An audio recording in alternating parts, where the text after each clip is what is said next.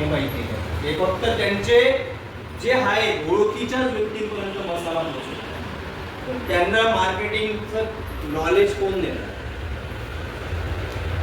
डीमार्ट मध्ये चांगल्या पोटे मसाला आहे, हा मसाला आहे, हे जे बाजारपेठ आहे त्याला लिंक करण्याचं काम आमचं. त्यांचा जर बाजारपेठ मधला जो मसाला आहे, जेवढे पण ते मसाले बनवतात, तुम्ही लोकांपर्यंत जर ते पोहोचवले नाही तर त्याला डिमांड कशी आहे? आणि आपण इथं